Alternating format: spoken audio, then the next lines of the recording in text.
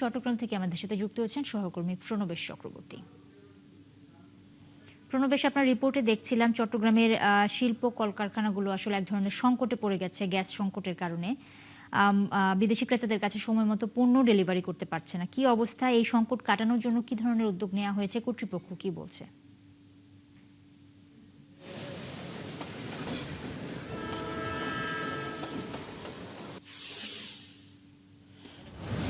রয়েছে, আবার এখানে আরএমজি সেক্টরের একটা বিশাল জায়গা কিন্তু চট্টগ্রামে রয়েছে। তো এখানে ব্যবসায়ীদের সাথে আমরা সকাল থেকে কথা বলেছি বিভিন্ন জায়গায়। তারা বলছেন চট্টগ্রামের সবচেয়ে বেশি ক্ষতিগ্রস্ত হচ্ছে এর মধ্যে স্টিল রিরোলিং যে শিল্প রয়েছে, অর্থাৎ লোহার রড উৎপাদন করে যেসব শিল্প, ভারী শিল্প, তারা সমস্যায় আছেন। তারা বলছেন যদি গ্যাস না পান, এর বিপরীতে যদি অন্য কোনো জ্বালানি ব্যবহার করতে হয়, বিশেষ করে ফার্নেস অয়েল কিংবা অন্যান্য জ্বালানি, সেক্ষেত্রে খরচ অনেক বেড়ে যাবে। এটি প্রায় দ্বিগুণ বা আরো বেশিও হতে পারে। তো সেই জন্য উৎপাদিত পণ্যের উপর এই দামগুলো গিয়ে পড়বে এবং এটা তারা বলছেন যে এটা তাদের একটা ব্যবসায়িক ক্ষতির কারণ হয়ে দাঁড়াবে। অন্যদিকে আরএনজি সেক্টরের যারা রয়েছেন তারা বলছেন তাদের যে ডাইং সেক্টর যেটা রয়েছে এটা পুরোটাই বন্ধ রয়েছে। এর কারণে তাদের সাপ্লাই চেইনটা ভেঙে পড়ছে এবং সময় মতো তারা বিদেশি বায়ারদের কাছে তাদের পণ্য পৌঁছাতে পারবেন কিনা সেটি নিয়ে শঙ্কায় আছেন। এবং এভাবে চললে এই যে রপ্তানিমুখী শিল্প, এটি পুরোটাই একটা ক্ষতির মুখ দেখবে এবং বাইরে বাংলাদেশের সুনামও নষ্ট হবে বলে তারা শঙ্কা করছেন।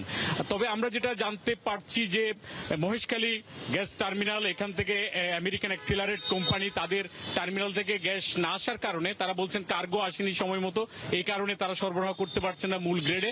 এটার কারণে চট্টগ্রামের অলরেডি শিকলবাহা যে বিদ্যুৎ কেন্দ্র রয়েছে সেখানে যেহেতু কর্ণফুলী গ্যাস ডিস্ট্রিবিউশন কোম্পানি তারা গ্যাস সরবরাহ করতে পারছে না, ফলে এর উৎপাদনও বন্ধ রয়েছে। এবং সার কারখানা যেটি রয়েছে চট্টগ্রামের সিইউএফএল, সেখানে টেকনিক্যাল কিছু জায়গায় গ্যাস সরবরাহ করলেও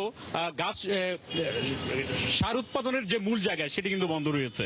তো সব মিলিয়ে দেখা যাচ্ছে যে চট্টগ্রামের উৎপাদন শিল্প সবকিছুতেই এর প্রভাব পড়ছে। অন্যদিকে আমরা ফিলিং স্টেশনগুলোতে দেখছি সকাল পর্যন্ত থাকলেও সকাল 7টার পর থেকে বেশিরভাগ ফিলিং স্টেশন বন্ধ রয়েছে।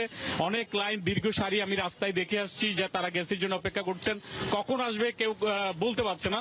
তারা বলছেন এখানে যারা ফিলিং স্টেশনের যারা আছেন তারা বলছেন যখন আসবে তখন থেকে হয়তো তারা দেবেন, কিন্তু কখন সেটি তারা বলতে পারছেন না। তো সব মিলিয়ে আমরা কর্ণফুলী গ্যাস ডিস্ট্রিবিউশন কোম্পানির যে কর্মকর্তা রয়েছে তাদেরকে জিজ্ঞেস করেছিলাম। তারা বলছে অ্যাক্সিলারেট এনার্জি তাদের একটি কার্গো আসার কথা রয়েছে 23 বা 24, সেটি যদি আসে তাহলেই হয়তো টার্মিনাল থেকে গ্যাস দেওয়া শুরু হবে। যদিও সামিটের একটি থেকে এখনো গ্যাস দেওয়া অব্যাহত রয়েছে, সেটির পরিমাণ খুবই অপ্রতুল। এই কারণে চট্টগ্রামের যে গ্যাসের চাহিদা সে অনুযায়ী এখানে দেওয়া যাচ্ছে না বলে এখানকার কর্মকর্তারা আমাদেরকে জানিয়েছেন। তো 23-24-এর আগে আসলে এই গ্যাসের সংকট যাচ্ছে না, এটি বলাই যায়। নুসরাত। প্রণবেশ, অনেক ধন্যবাদ আপনাকে। দর্শক, দেশের চলমান গ্যাস সংকটের খবর জানাতে চট্টগ্রাম থেকে যুক্ত হয়েছিলেন প্রণবেশ চক্রবর্তী।